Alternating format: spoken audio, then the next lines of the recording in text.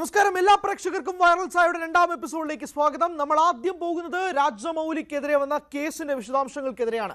രാഷ്ട്രീയ വാനരസേന രാജമൗലിക്കെതിരെ case file ചെയ്യുന്നു. എന്താണ് കാരണം?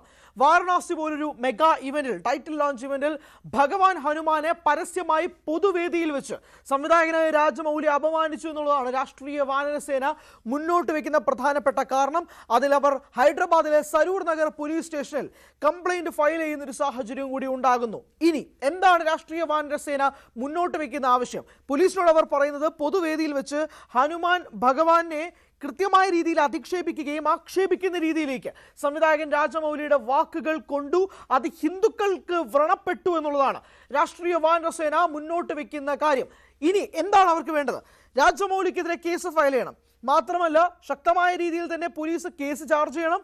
ഇനി ഈ സംവിധായകന്റെ ഭാഗത്തു നിന്നും ഇതുപോലുള്ള പരാമർശങ്ങൾ ഉണ്ടാകരുത് എന്നുള്ളതാണ് രാഷ്ട്രീയ വാനരസേന മുന്നോട്ട് വെക്കുന്ന ആവശ്യം എന്ന് പറയുന്നത്. എന്തായാലും ഈ കേസ് പോലീസ് ഫയൽ ചെയ്തിട്ടുണ്ടെന്ന് മനസ്സിലാക്കുന്നു. പക്ഷേ രാജമൗലിയെ വിളിക്കുകയോ ഇതുമായി ബന്ധപ്പെട്ട അന്വേഷണം ഇതുവരെ പോലീസിന്റെ ഭാഗത്തു നിന്നും ഉണ്ടായിട്ടുമില്ല. ഇനി രാജമൗലി എന്താണ് പറയുന്നത്? వాకుകളിലേക്ക് പോവാം. నాకు దేవుడి మీద పెద్ద నమ్మకం లేదండి. నాన్నగారు వచ్చి ఇందాక హనుమ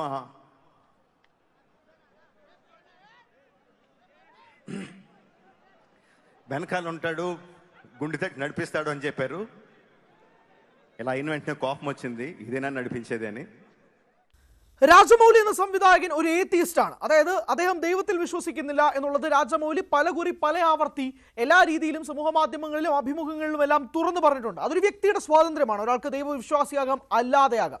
പക്ഷേ രാജമൗലിയുടെ അച്ഛൻ വിജയേന്ദ്ര പ്രസാദ് എന്ന ഇന്ത്യയിൽ തന്നെ ഏറ്റവും പ്രധാനപ്പെട്ട തിരക്കഥാകൃത്തുകളിൽ ഒരാൾ ഒരു വലിയ ഹനുമാൻ ഭക്തനാണ് എന്നുള്ളത് രാജമൗലി തുറന്നു പറയുന്നു. അതോടൊപ്പം തന്നെ തൻ്റെ ഭാര്യ ഹനുമാൻ ഭഗവാനെ സ്വന്തം സുഹൃത്തിനെ പോലെയാണ് കാണുന്നതും എല്ലാ ദിവസവും ഹനുമാന് വേണ്ടിയിട്ടുള്ള സേവ തൻ്റെ ഭാര്യ നടത്താറുണ്ടെന്നും രാജമൗലി തുറന്നു പറയുകയും ചെയ്യുന്നു. ഇതിപ്പോൾ എന്താണ് ഹനുമാൻ ഭഗവാനെതിരെ രാജമൗലി ഇങ്ങനൊരു പരാമർശം ഉണ്ടാക്കാനുള്ള കാരണം എന്നതിനെ പറ്റി നമുക്ക് സംസാരിക്കാം. ഈ വാരണാസി പോലൊരു സിനിമയുടെ ടൈറ്റിൽ ലോഞ്ച് ഇവന്റ് എന്ന് പറയുന്നത് ലോകമെമ്പാടുമുള്ള ജേർണലിസ്റ്റുകളെ കൊണ്ടുവന്ന് നടത്തിയ ഒരു മെഗാ ഇവന്റാണ്.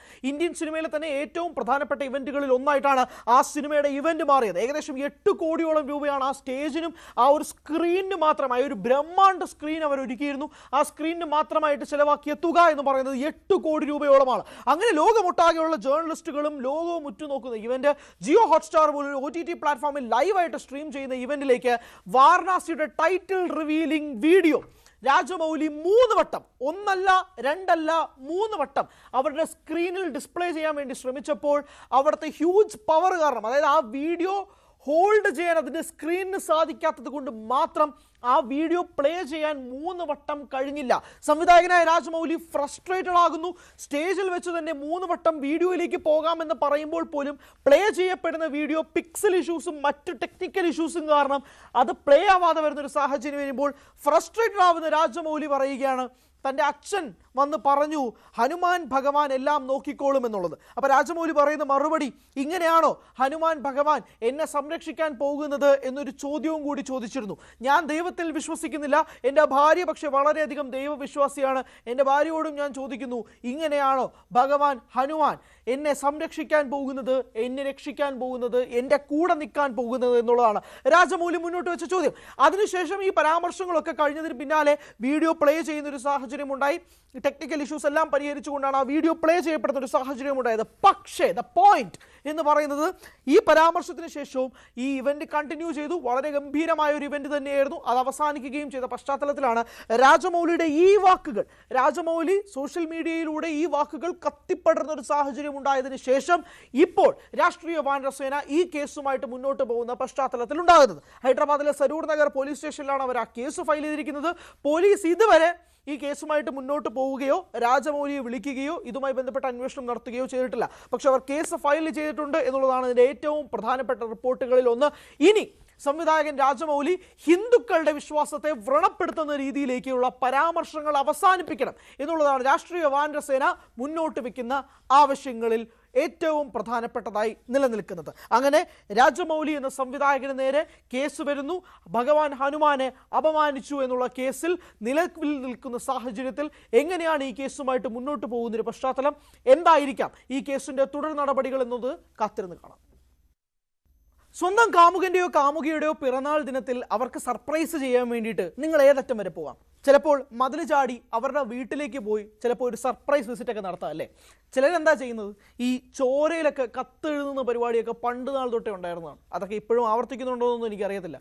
കാലം മാറുന്നു, പലതരത്തിലുള്ള സർപ്രൈസുകൾ മാറി മറിയുന്നു. ഒഡീഷയിൽ ഒരു കാമുകനോട് തൻ്റെ കാമുകി പറഞ്ഞത് എനിക്കൊരു ഐഫോൺ വേണം പിറന്നാൾ ഗിഫ്റ്റിനായിട്ട് എന്നുള്ളതാണ്. കാമുകൻ വളരെ ആത്മാർത്ഥമായ കാമുകനാണ്. കാമുകൻ എന്ത് ചെയ്താലും കാമുകിക്ക് ഈ ഐഫോൺ വാങ്ങിച്ചു കൊടുത്തേ മതിയാകൂ എന്ന് ചിന്തിക്കുന്ന കാമുകൻ നാളുകൾ കുറേയായിട്ട് അലയുന്നു. കാശുണ്ടാക്കണം, ഏകദേശം 1.5 ലക്ഷത്തോളം രൂപ വില വരുന്ന ഐഫോൺ വാങ്ങിച്ചു കൊടുക്കണമെന്നും ഈ കാമുകൻ്റെ ഒരുപാട് നാളത്തെ ആഗ്രഹം ഇങ്ങനെ പുകഞ്ഞുകൊണ്ട് വരികയാണ്. എന്ത് ചെയ്തു? കാമുകൻ കഞ്ചാവ് വിറ്റു. വെറും വിറ്റുമല്ല, വളർത്തി വിറ്റു. 22 കിലോയോളം കഞ്ചാവാണ് ഈ ധീരൻ കുമാർ വിൽക്കാൻ വേണ്ടി ശ്രമിച്ചത്. അതും രാത്രി പോലീസിനെയൊക്കെ കണ്ണ് വെട്ടിച്ച് വിൽക്കാമെന്നുള്ള ശ്രമത്തിലായിരുന്നു ധീരൻ കുമാറിൻ്റെ മുന്നേറ്റം. എല്ലാം തൻ്റെ കാമുകിക്ക് വേണ്ടിയിട്ടാണ് എന്നുള്ളതാണ് പറയപ്പെടുന്നത്. അങ്ങനെ കഞ്ചാവ് വിറ്റ് ഐഫോൺ വാങ്ങാൻ ശ്രമിച്ച കാമുകൻ്റെ ഒരു കഥയാണ് ഒഡീഷയിൽ നിന്നും പുറത്തു വരുന്നത്. മൽക്കാൻഗിരി ജില്ലയിലാണ് സംഭവം. ധീരൻ കുമാർ എന്ന 22 വയസ്സുകാരനായ ബിടെക്കുകാരനാണ് ഇതിൻ്റെ ബിരുദൻ. നാളുകളായി നീണ്ട പരിശ്രമത്തിനും ഒരുപാട് ചിന്തകൾക്കും ഒടുവിലാണ് ധീരൻ ഈ ഒരു തീരുമാനമെടുക്കുന്നത്. അയാൾ തൻ്റെ കാമുകിയെ സന്തോഷിപ്പിക്കാൻ വേണ്ടി ഐഫോൺ വാങ്ങണം, തൻ്റെ കാമുകിയൊക്കെ അതിലൂടെ സന്തോഷം കണ്ടെത്തണമെന്ന ഒറ്റ കാരണം കൊണ്ട് ഐഫോൺ വാങ്ങാൻ വേണ്ടിയിട്ട് അയാൾ പല വഴികളിലൂടെ സഞ്ചരിച്ചാണ് കഞ്ചാവ് വിൽക്കാമെന്ന തീരുമാനത്തിലേക്ക് എത്തുന്നത്. ഈ 22 കിലോഗ്രാം കഞ്ചാവ് ഏകദേശം 1.5 ലക്ഷത്തോളം രൂപയ്ക്ക് വിൽക്കാൻ വേണ്ടിയിട്ടുള്ള ശ്രമത്തിൽ തൻ്റെ കൂട്ടുകാരനെയും കൂടെ കൂട്ടി ഒരു ആക്റ്റീവ സ്കൂട്ടറിൽ അങ്ങ് പോകുന്ന വഴിക്കാണ് അബദ്ധവശാൽ പോലീസ് പിടിക്കുന്നത്. പോലീസ് പിടിച്ച് അങ്ങനെ ഈ ധീരൻ കുമാറിനെ പിടികൂടുന്നു. ധീരൻ കുമാറിൽ നിന്നും 22 കിലോയോളം കഞ്ചാവ് തൂക്കുന്നു. പോലീസ് ചോദിക്കുന്നു, എന്തിനാണ് ഇത്രയും വലിയ കഞ്ചാവ് നിൻ്റെ കൈവശമുണ്ടെന്ന് പറയുമ്പോൾ എൻ്റെ കാമുകിക്ക് ബർത്ത്ഡേ ഗിഫ്റ്റ് ഒരുക്കാൻ വേണ്ടിയിട്ട് കാമുകിക്ക് വലിയ ആഗ്രഹമാണ് ഐഫോൺ കൊടുക്കണമെന്ന്. അങ്ങനെ ആ ഐഫോണിന് വേണ്ടിയിട്ട് ഞാൻ വിറ്റതാണ് എന്നുള്ളതാണ്. ഇന്ന് സമൂഹം നീണ്ടു നിൽക്കുന്നത് അല്ലെങ്കിൽ യുവാക്കൾക്കിടയിൽ പടർന്നു പിടിക്കുന്ന കഞ്ചാവുകൾക്ക് പല കാരണങ്ങളാണ് അവർ പറയുന്നത്. ചിലർക്ക് ഗിഫ്റ്റ് വാങ്ങാൻ, ചിലർക്ക് സ്വയം ആനന്ദം കണ്ടെത്താൻ, ചിലർക്ക് കൂട്ടുകാർക്കിടയിൽ കഞ്ചാവ് വലിക്കാൻ എന്നുള്ളതൊക്കെയാണ് പറയപ്പെടുന്നത്. ഓരോ ദിവസവും പിടികൂടുന്ന കഞ്ചാവ് കണക്കുകളുടെ എണ്ണവും ചെറുതൊന്നുമല്ല. ദിവസം കൂടുന്തോറും ദിനം പ്രതി വർദ്ധിച്ചു വരുന്ന ഈ ലഹരിയെ ചെറുത്തു നിൽക്കേണ്ടത് നമ്മൾ ഓരോരുത്തരുടെയും ഉത്തരവാദിത്തമാണ് എന്നത് മാത്രമാണ് പറയാനുള്ളത്. ഇന്ത്യയിൽ ഒട്ടാകെ തന്നെ പലതവണ ഓരോ തവണയും ഇതുപോലുള്ള കഞ്ചാവ് കേസുകൾ പിടികൂടുന്ന ഒരു സാഹചര്യം ഉണ്ടാകുമ്പോൾ പോലും പല രീതിയിലുമുള്ള കമൻറ്റുകളാണ് വരുന്നത്. പലർക്കും പലതുമാണ് പറയാനുള്ളത്. എന്നാൽ ഇതിനെങ്ങനെ തടയിടാം എന്നത് സംബന്ധിച്ച് കൃത്യമായ അവബോധം നമുക്കിടയിൽ പടരേണ്ടതുണ്ട്. ഓരോ വ്യക്തിയും അത് നിർത്തും എന്ന് മനസ്സ് വെച്ചാൽ മാത്രമേ നമ്മുടെ നാട് ലഹരി മുക്തമാവൂ എന്നുള്ളത് വ്യക്തമാക്കേണ്ടതുണ്ട്. പണം കണ്ടെത്താൻ വേണ്ടി ലഹരി വിൽക്കാമെന്ന ചിന്ത എന്ന് ഈ യുവതലമുറയ്ക്കുണ്ടാവുന്നോ അന്ന് തുടങ്ങുന്നു ഇന്ത്യയുടെ നാശം, ലോകത്തിൻ്റെ നാശം. നമ്മളൊക്കെ രാവിലെ എഴുന്നേറ്റ് ഷൂവും സോക്സും ഒക്കെ ഇടാൻ വേണ്ടിയിട്ട് ചിലപ്പോൾ നമ്മളൊക്കെ പെട്ടെന്ന് എഴുന്നേറ്റ് ഓഫീസിൽ പോകാനും സ്കൂളിൽ പോകാനും വേണ്ടിയിട്ട് നമ്മുടെ മുറ്റത്ത് കിടക്കുന്ന ഷൂ ഒക്കെ നമ്മൾ പെട്ടെന്ന് എടുത്തങ്ങ് ഇടാറുണ്ടല്ലേ. നമ്മൾ അതിനകത്ത് എന്താണ് പൊടിയുണ്ടോ എന്ന് പോലും ചെക്ക് ചെയ്യാറില്ല. മലപ്പുറത്ത് കഴിഞ്ഞ ദിവസം നടന്നൊരു കാര്യമാണ്. ഒരു സ്കൂൾ വിദ്യാർത്ഥി തൻ്റെ വീട്ടുമുറ്റത്ത് കിടന്ന് ഷൂ ഇടാൻ വേണ്ടിയിട്ടുള്ളൊരു ശ്രമം നടത്തി. പെട്ടെന്ന് കാലിലെന്തോ തട്ടി. കാലിൽ തട്ടി നോക്കിയപ്പോഴാണ് ഒന്ന് പേടിച്ചു. ഷൂ ഒന്ന് തട്ടി മാറ്റി, പിന്നെ ഒന്ന് നോക്കി, പിന്നെ വീണ്ടും ഷൂ എടുത്ത് ഒന്ന് തട്ടിയപ്പോഴേക്കും ദാ വരുന്നു ഷൂവിനുള്ളിൽ നിന്നും പാമ്പ്. ദൃശ്യങ്ങളിലേക്ക്.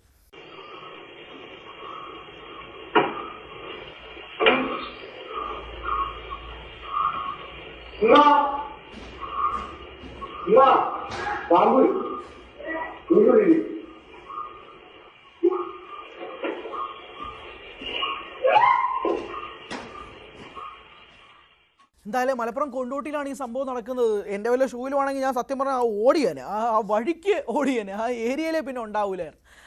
പണ്ടൊരു വീഡിയോ ഉണ്ടായിരുന്നല്ലോ, അമ്മച്ചി പാമ്പ് എന്ന് പറഞ്ഞ് വിളിച്ചു ഓടുന്ന ഒരു പയ്യൻ്റെ വീഡിയോ ഒക്കെ ഉണ്ടായിരുന്നു. എനിക്ക് സത്യം പറഞ്ഞാൽ അതാണ് പെട്ടെന്ന് ഓർമ്മ വന്നത്. പക്ഷേ തമാശയല്ല, ഇങ്ങനെ നമ്മൾ ശ്രദ്ധിക്കണം. ഇത് പലപ്പോഴായിട്ട് ഇതൊക്കെ സംഭവിക്കുന്ന കാര്യങ്ങളൊക്കെ തന്നെയാണ്. നമ്മൾ കുറച്ചുകൂടെ ജാഗ്രതയാവുക എന്നുള്ളതാണ് കാര്യം. ആ കൊണ്ടോട്ടിയിൽ വെച്ച് ആ പയ്യന് പെട്ടെന്ന് തോന്നിയൊരു തോന്നലാണ്, ആ ഷൂവിനുള്ളിൽ ഒരു പാമ്പ് ഉണ്ടായിരിക്കാം എന്നുള്ളൊരു ചിന്ത പെട്ടെന്ന് വരികയും ഒന്ന് തട്ടി മാറ്റിയതിന് ശേഷം പിന്നെ ഒന്ന് ഉറപ്പ് വരുത്താൻ വേണ്ടിയിട്ടാണ്. ആ വീഡിയോയിൽ നിങ്ങൾ കണ്ടല്ലോ, അത് വ്യക്തമാണ് ആ ദൃശ്യങ്ങളിൽ നിന്ന്. അപ്പോൾ അങ്ങനെ ഒക്കെയാണ് ഇപ്പോൾ നടക്കുന്നത് കാര്യങ്ങളെല്ലാം തന്നെ. അപ്പോൾ ഇത് സോഷ്യൽ മീഡിയയിൽ ഈ വീഡിയോ വളരെയധികം വൈറലാണ്. എന്തായാലും ആ പയ്യൻ്റെ ചിന്തയെ പറ്റിയാണ് എല്ലാവരും കൈയടിക്കുന്നത്. പെട്ടെന്ന് അങ്ങനെ തോന്നിയല്ലോ എന്നുള്ളതാണ്. അതായത് പെട്ടെന്ന് ഒന്ന് തൊട്ടപ്പോഴേക്കും അത് തോന്നിയല്ലോ എന്നുള്ളതാണ്. എന്തായാലും ആ പയ്യൻ സേഫാണ്. പാമ്പ് കടിയേൽക്കുകയോ അങ്ങനത്തെ കാര്യങ്ങളൊന്നും തന്നെ ഉണ്ടായിട്ടില്ല, കടിയേറ്റിട്ടില്ല. അത് വളരെ ആശ്വാസകരമായ ഒരു കാര്യം തന്നെയാണ്. പക്ഷേ നമ്മൾ ഇതുപോലുള്ള ചില കാര്യങ്ങളൊക്കെ ശ്രദ്ധിക്കണം എന്നുള്ള രീതിയിൽ തന്നെയാണ് സോഷ്യൽ മീഡിയയിൽ വളരെയധികം ചർച്ചയായിട്ട് ഈ വീഡിയോയും നിൽക്കുന്നൊരു സാഹചര്യം കൂടിയൊക്കെ ഉണ്ടാകുന്നത്. ഇത് ആദ്യമായിട്ട് നടക്കുന്നൊരു കാര്യമൊന്നുമല്ല, ഇത് പലർക്കും പലതവണ ആയിട്ടുണ്ടായിരിക്കും. ഇത് പാമ്പ് എന്നുള്ളതല്ലാതെ ഈ ഷൂവിനകത്തൊക്കെ ഇതുപോലുള്ള ചില പാറ്റകളോ പല്ലികളോ എന്നൊന്നും അല്ലാതെ പാമ്പുകൾ, പ്രത്യേകിച്ച് ഇത്രയും ഇഴജന്തുക്കളൊക്കെ ഈ ഷൂസിനുള്ളിലേക്ക് ഒളിഞ്ഞിരിക്കാനുള്ള സാഹചര്യങ്ങളൊക്കെ വളരെ കൂടുതലാണ്. അപ്പോൾ അതുകൊണ്ട് എല്ലാം ഒന്ന് ശ്രദ്ധിച്ച് നമ്മൾ മുന്നോട്ട് പോയി കഴിഞ്ഞാൽ നമ്മുടെ ആരോഗ്യം തന്നെ നന്നായിട്ടിരിക്കും. സാം അലക്സ് തിരികെ വരികയാണോ എന്നുള്ളതാണ് ചോദ്യം. യെസ്, മെമ്മറീസ് 2 അങ്ങനെ പറ്റിയൊരു സംസാരം കഴിഞ്ഞ ദിവസം പൃഥ്വിരാജ് സുകുമാരൻ വിലായത് ബുദ്ധ എന്ന സിനിമയുടെ പ്രൊമോഷനിടയിൽ ഒരു ചെറിയ വെടി പൊട്ടിക്കുന്ന ഒരു സാഹചര്യം ഉണ്ടായി. പ്രിയപ്പെട്ട പ്രേക്ഷകരെ, പൃഥ്വിരാജ് പറയുന്നത് മെമ്മറീസ് 2 അതായത് മെമ്മറീസിന്റെ 2ാം ഭാഗത്തിലുള്ള ചർച്ചകൾക്കായി സംവിധായകൻ ജീത്തു ജോസഫ് തന്നോട് സമീപിക്കുകയും അതിനെപ്പറ്റിയുള്ള ചർച്ചകളും കാര്യങ്ങളൊക്കെ ഉണ്ടാവുകയും ചെയ്തു എന്നുള്ളതാണ് പൃഥ്വിരാജ് സുകുമാറിന്റെ വാക്കുകൾ. ഇത് സമൂഹ മാധ്യമങ്ങളിൽ വൈറലാവുന്നതിനേക്കാൾ ഉപരി മെമ്മറീസ് എന്ന സിനിമയെ സ്നേഹിക്കുന്ന, മെമ്മറീസ് എന്ന സിനിമയെ ഒരുപാട് സ്നേഹിക്കുകയും ചെയ്യുന്ന ആരാധകർക്ക് ഇതൊരു വലിയ സന്തോഷം ഉണ്ടാക്കുന്ന ഒരു വാർത്തയും കൂടിയാണ്.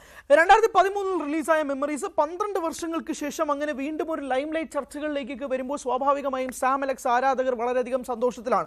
ജീത്തു ജോസഫിന്റെ ഫിൽമോഗ്രഫി തന്നെ എടുത്തു നോക്കിക്കോ, ഏറ്റവും കൂടുതൽ സംസാര വിഷയമായിട്ടുള്ള 2 സിനിമകളുണ്ടെങ്കിൽ അത് ദൃശ്യവും മെമ്മറീസുമാണ്. ദൃശ്യമാവട്ടെ 2013 ഡിസംബറിൽ ആർക്കും ഒരു പിടിയും തരാതെ ഒരു ഫാമിലി സിനിമയായിട്ട് വന്നു. പിന്നെ ഞാൻ എന്താ സംഭവിച്ചതെന്നുള്ള ചരിത്രമൊന്നും ഞാൻ പറയേണ്ട ആവശ്യമില്ലല്ലോ. പിന്നീട് OTT വന്ന 2ാം ഭാഗം അത് പിന്നീട് ഏറ്റവും കൂടുതൽ ആളുകളെ കിളിപറത്തിയ ഒരു സിനിമയും കൂടിയായിട്ട് മാറി. ഇന്ന് ദൃശ്യത്തിന്റെ 3ാം ഭാഗത്തിന്റെ ഷൂട്ടിംഗ് നടക്കുമ്പോൾ പോലും പൃഥ്വിരാജ് ആരാധകർ, സിനിമാ സ്നേഹികൾ ഒട്ടാകെ പറഞ്ഞത് ഒരു ക്രോസ് ഓവർ ഉണ്ടാക്കിക്കൂടെ ജീത്തു ജോസഫ് സാർ എന്നുള്ളതാണ്. അതായത് ഇപ്പോൾ സാം അലക്സിനെയും ജോർജ് കുട്ടിയും ഒക്കെ തന്നെ ഒരു യൂണിവേഴ്സിൽ കൊണ്ടുവരാൻ സാധിച്ചുകൂടെ എന്നുള്ള ചോദ്യങ്ങളൊക്കെ ഉണ്ടായിരുന്നു. അപ്പോഴൊക്കെ തനിക്ക് യൂണിവേഴ്സിനെ പറ്റി വലിയ ധാരണയില്ല എന്നുള്ള സംവിധായകൻ ജീത്തു ജോസഫ് പറഞ്ഞങ്ങ് തള്ളുമ്പോൾ പോലും സമൂഹ മാധ്യമങ്ങളിൽ വളരെയധികം ചോദ്യചിഹ്നമായിട്ട് മാറുകയും ഇതിനെപ്പറ്റിയുള്ള കൂടുതൽ സംസാരങ്ങളും ഡീറ്റെയിൽസും ഒക്കെ വന്നു. ഇപ്പോൾ ജീത്തു ജോസഫ് എന്ന സംവിധായകൻ തന്നെ പറഞ്ഞിട്ടുള്ള ഒരു കാര്യം, തൻ്റെ മെയിലിലേക്ക് ഒരുപാട് ആളുകൾ ഇതുമായി ബന്ധപ്പെട്ടുള്ള കഥകൾ അയക്കുന്നു എന്നുള്ളതാണ്. പിന്നീടൊക്കെ ഞാൻ പറഞ്ഞിട്ടുണ്ട് ഇവരോട് ഈ കഥകളൊന്നും അയക്കേണ്ട, ഞാൻ കാണില്ല എന്നുള്ളതൊക്കെ പറയുമ്പോൾ പോലും സാം അലക്സ് എന്ന ഐക്കോണിക് കഥാപാത്രത്തെ വീണ്ടും തിരശ്ശീലയിലേക്ക് കൊണ്ടുവരാനുള്ള കാരണങ്ങൾ നടക്കുന്നുണ്ടോ എന്നുള്ള സംസാരങ്ങൾ നടക്കുന്നുണ്ടോ എന്നുള്ളൊരു ചെറിയ ഹിന്റ് പൃഥ്വിരാജ് കൊടുത്തപ്പോഴേക്കും സമൂഹ മാധ്യമങ്ങളിൽ വൈറലായി കാട്ടുതീയായി. മെമ്മറീസ് എന്ന സിനിമ 2013 പൃഥ്വിരാജിന്റെ കരിയറിലെ തന്നെ ഏറ്റവും വൺ ഓഫ് ദ പീക്ക് പെർഫോമൻസുകളിൽ ഉള്ള ഒരു സിനിമയും കൂടിയായിട്ട് തന്നെയാണ് എല്ലാവരും വിലയിരുത്തുന്നത്. അത് ക്രിട്ടിക്സ് മാത്രമല്ല, സാധാരണ പ്രേക്ഷകർ പോലും വിലയിരുത്തുന്നത് അങ്ങനെ തന്നെയാണ്. ആ ഒരു പശ്ചാത്തലത്തിൽ പൃഥ്വിരാജിനെ വീണ്ടും സാം അലക്സ് ആയിട്ട് ജീത്തു ജോസഫ് കൊണ്ടുവരികയാണെങ്കിൽ അത് സിനിമാ മേഖലയിൽ ഉണ്ടാക്കാൻ പോകുന്ന ഒരു ഇമ്പാക്റ്റിനേക്കാൾ ഉപരി ആ സിനിമയുടെ കഥാപാത്രത്തെ, ആ സിനിമയെ തന്നെ വീണ്ടും കൊണ്ടെത്തിക്കാൻ കഴിയുന്നുണ്ടെങ്കിൽ അതൊരു വലിയ വിജയമായിട്ട് തന്നെയാണ് പ്രേക്ഷകർ കാണുന്നത്. പ്രത്യേകിച്ച് ജീത്തു ജോസഫിന്റെ ഒരു ഫിൽമോഗ്രഫി ഒക്കെ എടുത്ത് നോക്കിക്കഴിഞ്ഞാൽ ഒന്നും മേളിലോട്ടോ ഒന്ന് താഴോട്ടോ, ഒന്നും മേളിലോട്ടോ ഒന്ന് താഴോട്ട് എന്ന രീതിയിൽ തന്നെയാണ് നിൽക്കുന്നത്. നേര് ഗംഭീരമാവുമ്പോൾ നുണക്കുഴി ആവറേജ് ആവും. മിറാഷിനെതിരെ ഇപ്പോഴും ട്രോളുകൾ വരുമ്പോൾ ദൃശ്യം 2 അതിഗംഭീരമായി മാറും. ഇപ്പോൾ വെയിറ്റ് ചെയ്യുന്നത് ദൃശ്യം 3ക്ക് വേണ്ടിയിട്ടാണ്. റാമിന്റെ അപ്ഡേറ്റ് എന്താണെന്ന് ആർക്കും അറിയില്ല. ആ ഒരു പശ്ചാത്തലത്തിൽ തന്നെയാണ് മെമ്മറീസ് പോലൊരു സിനിമയുടെ 2ാം ഭാഗവുമായിട്ട് വരികയാണെങ്കിൽ അത് വീണ്ടും സമൂഹ മാധ്യമങ്ങളിൽ വൈറലാവുന്നതിനേക്കാൾ ഉപരി ഈ ഒരു ജിത്തു ജോസഫിന്റെ ത്രില്ലർ മാസ്റ്റർ പീസുകളിലെ ഏറ്റവും പ്രധാനപ്പെട്ട സിനിമകളിൽ ഒന്നായി നിൽക്കുന്ന മെമ്മറീസിന് ഒരു പുതുജീവൻ വരികയാണെങ്കിൽ അതൊരു വലിയ ചർച്ചയാകുമെന്ന കാര്യത്തിൽ തർക്കമൊന്നുമില്ല. ജിത്തു ജോസഫ് സിനിമാറ്റിക് യൂണിവേഴ്സുകളിൽ സൂചിപ്പിക്കുന്നത് പോലെ ആ യൂണിവേഴ്സ് ബിൽഡ് ചെയ്യാനും കൂടി സാധിക്കുകയാണെങ്കിൽ മലയാള സിനിമയിൽ നിന്ന് ഒരു യൂണിവേഴ്സ് ബിൽഡിംഗ് ഉണ്ടാകാം, അത് വേറൊരു തലത്തിലേക്ക് മാറാം. എന്തായാലും അതൊക്കെ പറ്റിയുള്ള ചർച്ചകളൊക്കെ നമ്മളിപ്പോൾ തന്നെ വലിയ മുൻപന്തിയിൽ നിൽക്കുകയാണ്. പൃഥ്വിരാജ് പോലും ആ അഭിമുഖത്തിൽ പറഞ്ഞൊരു കാര്യം, എനിക്കിതിപ്പോൾ പറയാൻ പറ്റുമോ അല്ലെങ്കിൽ പറയാൻ പാടുണ്ടോ ഇല്ലയോ എന്ന് പോലും എനിക്ക് അറിയില്ല എന്നുള്ളത്. അങ്ങനെ പൃഥ്വിരാജ് വളരെ അൺസർട്ടൺ ആയിട്ട് പറഞ്ഞൊരു കാര്യമാണ് ആ അഭിമുഖത്തിൽ. പക്ഷേ ഈ ഒരു ഡിസ്കഷൻ ഓണാണ് എന്നുള്ള കാര്യത്തിൽ തർക്കമൊന്നുമില്ല. അങ്ങനെയാണെങ്കിൽ സാം അലക്സ്, ജോർജ് കുട്ടി പോലുള്ള കഥാപാത്രങ്ങളൊക്കെ വീണ്ടും തിരശ്ശീലയിലേക്ക് കൊണ്ടുവരാൻ ജീത്തു ജോസഫിന് സാധിക്കുകയാണെങ്കിൽ ഒരു വലിയ ഇമ്പാക്റ്റ് ദ ത്രില്ലർ മൂവി മാസ്ട്രോയ്ക്ക് മലയാള സിനിമയിലേക്ക് കൊണ്ടുവരാൻ സാധിക്കുമെന്ന കാര്യത്തിൽ യാതൊരു തർക്കവുമില്ല. DSR എന്ന സിനിമ ഇപ്പോൾ തിയേറ്ററുകളിൽ ഉണ്ടാക്കുന്ന ഓളം ചെറുതൊന്നുമല്ല. നമുക്കറിയാം, പ്രണവ് മോഹൻലാലിന്റെ കരിയറിലെ തന്നെ ഏറ്റവും വലിയ കളക്ഷനിലേക്ക് നീണ്ടുകൊണ്ടിരിക്കുന്ന ഒരു സിനിമയും കൂടിയാണ് അത്. ഒരു A സർട്ടിഫൈഡ് മലയാള സിനിമ മാർക്കോയ്ക്ക് ശേഷം ഇത്രയും വലിയൊരു ഇമ്പാക്ട് ബോക്സ് ഓഫീസിൽ ഉണ്ടാക്കുന്ന ഒരു സിനിമയും കൂടിയായിട്ട് DSR മാറുന്നു. പ്രണവിന്റെ അഭിനയം, രാഹുൽ സദാശിവന്റെ സംവിധാനം, ഷഹനാ ജലാലിന്റെ സിനിമാറ്റോഗ്രഫി, ജുവിൻ ഗോപിനാഥിന്റെ പ്രകടനം, അങ്ങനെ എല്ലാ രീതിയിലും DSR സംസാരിക്കപ്പെടുമ്പോൾ ഇതാ വരുന്നു പ്രണവ് മോഹൻലാൽ സിനിമയുടെ ഒരു അപ്ഡേറ്റ്. ഒഫീഷ്യൽ അല്ല, റിപ്പോർട്ടുകളാണ്. സംഭവം വേറൊന്നുമല്ല, പ്രണവിന്റെ സിനിമാറ്റോഗ്രഫി നമുക്ക് അറിയാലോ. പ്രണവ് അഭിനയിക്കും, മല കയറാൻ പോവും. പ്രണവ് അഭിനയിക്കും, വേറെ ഏതെങ്കിലും നാട്ടിൽ പോവും. പ്രണവ് അഭിനയിക്കും, വേറെ ഏതെങ്കിലും രാജ്യത്ത് പോവും. ഇതൊക്കെയാണ് നമ്മൾ കാണാറുള്ളത്. ഒരു അഭിമുഖത്തിന് വേണ്ടി പ്രണവിനെ കിട്ടാറില്ല, മാധ്യമങ്ങളോട് പ്രണവ് സംസാരിക്കാറില്ല, തൻ്റെ സിനിമകളുടെ അപ്ഡേറ്റിനെ പറ്റി പങ്കുവെക്കാറില്ല. അങ്ങനെ നിൽക്കുന്ന പ്രണവിനെ പറ്റിയാണ് ഇപ്പോൾ ഏറ്റവും കൂടുതൽ ഒരു റൂമർ പറക്കുന്നത്. മറ്റൊന്നുമല്ല, പ്രണവ് മോഹൻലാലിൻ്റെ അടുത്ത സിനിമ സംവിധാനം ചെയ്യാൻ പോകുന്നത് അൻവർ റഷീദ് ആണോ എന്നുള്ളതാണ് ചോദ്യം. യെസ്, അൻവർ റഷീദ് എന്ന സംവിധായകൻ മലയാള സിനിമാ ഇൻഡസ്ട്രിയിൽ അത്രയും വലിയ സിനിമാഗ്രഫിയൊന്നുമില്ല, പക്ഷെ ചെയ്ത പടങ്ങളൊക്കെ ഒന്നിനൊന്ന് മെച്ചമാണെന്ന് പറയേണ്ടി വരും. രാജമാണിക്യം, അണ്ണൻ തമ്പി തുടങ്ങിയ സിനിമകൾ നമ്മൾ ഇന്നും റിപ്പീറ്റ് അടിച്ച് കാണുന്നുണ്ടെങ്കിൽ ഉസ്താദ് ഹോട്ടലും ട്രാൻസും സിനിമാ പ്രേമികൾക്കിടയിൽ ഇന്നും വേറൊരു രീതിയിൽ മാർക്കറ്റുള്ള ഒരു സിനിമ തന്നെയാണ്. അങ്ങനെയുള്ള ഒരു അൻവർ റഷീദിനെ വീണ്ടും കാണാൻ സാധിക്കുമോ എന്നുള്ളതാണ് ചോദ്യം. ചോട്ടാ മുംബൈക്ക് അൻവർ റഷീദിൻ്റെ ഈ വർഷം റിലീസായ സിനിമയാണ്. അതെന്താണ് തിയേറ്ററിൽ ഉണ്ടാക്കിയ ഓളം എന്നൊന്നും ഞാൻ പറയേണ്ട ആവശ്യമൊന്നുമില്ലല്ലോ. തിയേറ്ററുകളിൽ അതിഗംഭീരമായ വിജയമായിരുന്ന ചോട്ടാ മുംബൈ ഉൾപ്പെടെയുള്ള സിനിമകൾ സമ്മാനിച്ച അൻവർ റഷീദിൻ്റെ സംവിധാനത്തിൽ പ്രണവ് മോഹൻലാൽ നായകനായി എത്തുന്നുണ്ടോ എന്നുള്ളതാണ് ചോദ്യം. സോഷ്യൽ മീഡിയയിൽ പരക്കെ ഈ ഒരു ബസ് പറന്നുകൊണ്ട് നടക്കുകയാണ്. ഒരു വലിയ സോഷ്യൽ മീഡിയ തരംഗം തന്നെയാണ് ഈ പ്രോജക്റ്റിൻ്റെ ഭാഗമായിട്ടും ഉണ്ടാകുന്നത്. എന്തായാലും ഒഫീഷ്യലായിട്ട് ഇത് പ്രണവ് മോഹൻലാൽ അല്ലെങ്കിൽ തന്നെ ഒഫീഷ്യൽ അപ്ഡേറ്റുകൾ പറയാറില്ല. അൻവർ റഷീദിൻ്റെ ഭാഗത്തു നിന്നും അങ്ങനെ ഒഫീഷ്യൽ അപ്ഡേറ്റോ ഇതിൻ്റെ നിർമ്മാതാക്കൾ ആരാണെന്നോ ഇതിൻ്റെ ക്രൂ ആരാണെന്നോ എന്നത് സംബന്ധിച്ചൊരു ധാരണ ഒന്നും ഉണ്ടാകുന്നില്ല. പക്ഷേ ഈ ഒരു ബസ് വളരെയധികം സോഷ്യൽ മീഡിയയിൽ ചർച്ചയായി മാറുകയാണ്. അങ്ങനെയാണെങ്കിൽ അൻവർ റഷീദിൻ്റെ ഒരു സംവിധാന മികവ് പ്രേക്ഷകർക്ക് വളരെയധികം ഇഷ്ടവും കൂടിയാണ്. അൻവർ റഷീദ് എന്ന സംവിധായകനെ, ഇപ്പോൾ അൻവർ റഷീദ് എന്ന നിർമ്മാതാവിനെയും പ്രേക്ഷകർക്ക് സുപരിചിതനാണ്. അൻവർ റഷീദ് എന്ന സംവിധായകൻ്റെ ഒരു എൻ്റർടൈൻമെൻറ്റ് പരിപാടി പടങ്ങളൊക്കെ ഉണ്ടല്ലോ. ഇപ്പം ഈ രാജമാണിക്യം, അണ്ണൻ തമ്പി, ചോട്ടാ മുംബൈ പോലുള്ള ഒരു ക്ലാസിക് അൻവർ റഷീദ് എൻ്റർടൈൻമെൻറ്റ് സിനിമകളൊക്കെ ഉണ്ട്. ഇന്നും തിയേറ്ററുകളിൽ റിലീസ് ചെയ്യാൻ വേണ്ടിയിട്ട് അണ്ണൻ തമ്പി രാജമാണിക്യത്തിനും കാത്തു നിൽക്കുന്ന മമ്മൂട്ടി ആരാധകരുണ്ട്. കാരണം ചോട്ടാ മുംബൈ ഉണ്ടാക്കിയ ഓളത്തെക്കാൾ ഉപരി മമ്മൂട്ടി ആരാധകർക്ക് ഏറ്റവും കൂടുതൽ റിലീസ് ചെയ്യണമെന്നൊരു ആവശ്യമുണ്ടെങ്കിൽ അത് അണ്ണൻ തമ്പിയും ചോട്ടാ മുംബൈയുമാണ്. ഇപ്പോൾ മായാവി പോലൊരു മമ്മൂക്കയുടെ പടം റിലീസ് ചെയ്യാൻ വേണ്ടി ഒരുങ്ങുന്നതായിട്ടുള്ള റിപ്പോർട്ടുകൾ വരുന്നു. അത് കുറച്ച് മമ്മൂക്ക ആരാധകർക്ക് കുറച്ച് സമാധാനവും സന്തോഷവും ഉണ്ടാക്കുന്ന വാർത്ത തന്നെയാണ്. ഇപ്പം ഏറ്റവും ഒടുവിൽ റിലീസാവുന്ന അമരമായാലും അല്ലെങ്കിൽ ഇൻസ്പെക്ടർ ബൽറാം ആയാലും വടക്കൻ വീരഗാഥയായാലും വെല്ലിയേട്ടനായാലും ഇതുപോലുള്ള സിനിമകളൊക്കെ റിലീസ് ചെയ്ത് തിയേറ്ററുകളിൽ നശിപ്പിക്കുന്നതിനേക്കാൾ കൂടുതൽ ഇതുപോലുള്ള എൻ്റർടൈൻമെൻറ്റ് പടങ്ങൾ, മമ്മൂക്ക ചെയ്തു വെച്ചേക്കുന്ന എൻ്റർടൈൻമെൻറ്റ് പടങ്ങൾ തിയേറ്ററുകളിലേക്ക് വരണമെന്ന് ആഗ്രഹിക്കുന്ന ഒരു വലിയ വിഭാഗം മമ്മൂട്ടി ആരാധകരുണ്ട്. തിയേറ്ററുകളിൽ മോഹൻലാൽ സിനിമകൾ ഉണ്ടാക്കുന്ന പോലൊരു ഭീകരമായ റിലീസ് കളക്ഷൻ റെക്കോർഡുകൾ മമ്മൂക്കയുടെ സിനിമകൾക്കും ഉണ്ടാകണമെന്ന് ആഗ്രഹിക്കുന്ന മലയാള സിനിമാ പ്രേക്ഷകരുണ്ട്. അവർക്കിടയിൽ ആണ് മമ്മൂക്കയുടെ ഏറ്റവും പ്രധാനപ്പെട്ട 2 എൻ്റർടൈൻമെൻറ്റ് സിനിമകൾ എന്ന് വിളിക്കാൻ കഴിയുന്ന 2 സിനിമകൾ സമ്മാനിച്ച അൻവർ റഷീദിൻ്റെ ഒരു പുതിയ പടം വരുന്നു. അതിൽ നായകനാകാൻ പ്രണവ് മോഹൻലാൽ വരുന്നു എന്നുള്ളത് തന്നെയാണ്. ഇതിൻ്റെ ജോണർ വൈസോ ഇതെന്താണ് ഈ സിനിമ സംസാരിക്കുന്നതോ എന്നത് സംബന്ധിച്ച് വ്യക്തമായ ഒരു തരത്തിലുമുള്ള ധാരണകളില്ലെങ്കിൽ പോലും ഒരു എൻ്റർടൈൻമെൻറ്റ് ജോണർ സിനിമയായിരിക്കണമെന്ന് ആത്മാർത്ഥമായി ആഗ്രഹിക്കുകയാണ് മോഹൻലാൽ ആരാധകരും പ്രണവ് മോഹൻലാൽ ആരാധകരും. ചോട്ടാ മുംബൈയിൽ തല നൽകിയ പോലെ ഒരു ചിഹ്നത്തലയായിട്ട് പ്രണവിനെങ്കിലും പ്ലേസ് ചെയ്യണമെന്നുള്ള വലിയ ആവശ്യം മോഹൻലാൽ ആരാധകർ മുന്നോട്ട് വെക്കുന്നുണ്ട്. പക്ഷേ ഇതിൻ്റെ ജോണറോ അല്ലെങ്കിൽ ഇത് ഒഫീഷ്യലായിട്ട് വരാൻ പോവുകയാണോ എന്നത് സംബന്ധിച്ച് ഒരു തരത്തിലുള്ള അപ്ഡേറ്റുകൾ പുറത്തു വരാത്തത് കൊണ്ട് തന്നെ ആഗ്രഹങ്ങളാണ് പുറത്തു പറയുന്നത്, ആഗ്രഹങ്ങളാണ് ബസ്സായിട്ട് വരുന്നത്. അങ്ങനെയുള്ളൊരു ആഗ്രഹത്തിൻ്റെ പുറത്തുള്ള ബസ് കൂടിയാണോ ഇതെന്നുള്ളത് അറിയില്ല. നമ്മൾ ആ ഒരു വാർത്തയ്ക്ക് പിന്നാലെ പോയതിനു ശേഷം ഒന്ന് കണക്ട് ചെയ്തു പോകുന്നത് അൻവർ റഷീദിൻ്റെ ഏറ്റവും അടുത്ത സുഹൃത്തും സഹചാരിയുമായ അമൽ നീരദിനെ കുറിച്ചാണ്.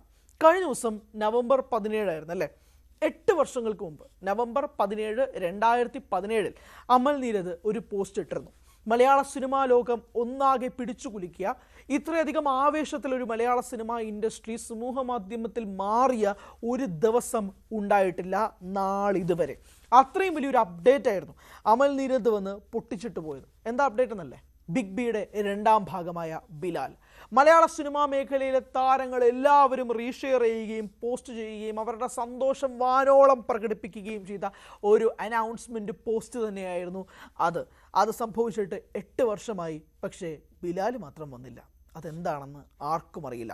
ഏറ്റവും ഒടുവിൽ അമൽ നീരദിനെ ഒരു ഫംഗ്ഷനിൽ വെച്ച് കണ്ടപ്പോൾ ഓൺലൈൻ മാധ്യമ പ്രവർത്തകർ അമൽ നീരദിനോട് ചോദിച്ച ചോദ്യം ബിലാൽ എന്തായി എന്നുള്ളതാണ്. അമൽ നീരദ് ഓക്കെ ശരി ബൈ എന്ന് പറഞ്ഞ് കാറിനകത്തേക്ക് കയറി ദാ പോകുന്നു. മാധ്യമങ്ങൾക്ക് ഒരു മറുപടി നൽകിയില്ല. മാത്രമല്ല ചില താരങ്ങൾ പറഞ്ഞിരിച്ചിരുന്ന കാര്യം എനിക്കിപ്പോഴും ഓർമ്മയുണ്ട്. മനോജ് കെ ജയനൊക്കെ ഒരു അഭിമുഖത്തിൽ വന്ന് പറഞ്ഞിരുന്ന ഒരു കാര്യം, കോവിഡ് തുടങ്ങുന്നതിന് ഒരാഴ്ച മുമ്പ് ഈ സിനിമയുടെ ഷൂട്ട് തുടങ്ങാൻ വേണ്ടിയിരുന്നതാണ്. അപ്പോഴാണ് ലോക്ക്ഡൗൺ എന്ന് പറയുകയും ഈ പ്രോജക്റ്റ് തന്നെ ഒരു സ്റ്റേക്കിലായി മാറുന്നൊരു സാഹചര്യം ഉണ്ടാവുകയും ചെയ്തത് എന്നുള്ളതാണ്. അതായത് ഇതിൻ്റെ ഷൂട്ട് ആരംഭിക്കാൻ 2020 പ്ലാൻ ഉണ്ടായിരുന്നു എന്നുള്ളതാണ് വാർത്തകൾ. പക്ഷേ 2017 ബിലാലിൻ്റെ അപ്ഡേറ്റുകൾ പുറത്തു വന്നിരുന്നെങ്കിൽ പോലും ഒരു തരത്തിലും അതിനുശേഷം അതുമായി ബന്ധപ്പെട്ട് ഒരു തരത്തിലുമുള്ള പോസ്റ്റില്ല. അമൽ നീരദ് തന്നെ പിന്നീട് മമ്മൂക്കയെ വെച്ച് ഭീഷ്മപർവം പോലൊരു സിനിമ ചെയ്തെങ്കിൽ പോലും ബിലാലുമായി ബന്ധപ്പെട്ടുള്ള ഒരു തരത്തിലുമുള്ള വാർത്തകളോ റിപ്പോർട്ടുകളോ ഒന്നും വന്നിട്ടില്ല. പക്ഷേ ലാലേട്ടൻ ആരാധകനായാലും ശരി, മമ്മൂക്ക ആരാധകനായാലും ശരി, ഒരു മലയാള സിനിമാ പ്രേക്ഷകൻ എന്ന രീതിയിൽ ബിലാൽ എന്ന സിനിമ എത്രമാത്രം വെയിറ്റ് ചെയ്യപ്പെടുന്നുണ്ട് എന്നുള്ളതാണ്. അതിൻ്റെ 8ാമത്തെ ആനിവേഴ്സറിയാണ് കഴിഞ്ഞ ദിവസം സോഷ്യൽ മീഡിയ ആഘോഷിച്ചത്. അതാണ് വൈറൽ ചായയിലെ ഒരു വലിയ വൈറൽ പോസ്റ്റായിട്ട് നിൽക്കുന്നത്. 8 വയസ്സായി. അതായത് അന്ന് ജനിച്ചൊരു കൊച്ച് ഇന്ന് 3ാം ക്ലാസ്സിൽ പഠിക്കുകയാണ്. ആ 3ാം ക്ലാസ്സിൽ പഠിക്കുന്ന കൊച്ചും ചോദിക്കുന്നു ബിലാൽ എവിടെ എന്നുള്ളത്. അന്ന് കല്യാണം കഴിച്ചവർ ഇന്ന് 2 കുട്ടികളായി. അതിലെ 2ാമത്തെ കുട്ടി ചോദിക്കുന്നു ബിലാൽ എവിടെ എന്നുള്ളത്. അങ്ങനെ ഒരുപാട് ട്രോളുകളും പോസ്റ്റുകളും ഇതുമായി ബന്ധപ്പെട്ട് നടക്കുന്നുണ്ട്. 8 വർഷമായി ബിലാലിൻ്റെ അനൗൺസ്മെൻറ്റ് വന്നിട്ട്. 2007 ഏപ്രിൽ 14 റിലീസ് ചെയ്ത ബിഗ് ബി അന്ന് തിയേറ്ററുകളിൽ വലിയ വിജയമൊന്നും ആയിരുന്നില്ല. അന്ന് ആ സിനിമയുടെ പൾസ് മനസ്സിലാക്കാൻ വേണ്ടിയിട്ടും മലയാളി ഓഡിയൻസിന് കഴിഞ്ഞിട്ടില്ല എന്നുള്ളതാണ് വാസ്തവം. പിന്നീട് അതൊരു കൾട്ട് ക്ലാസിക് സിനിമയായിട്ട് മാറി.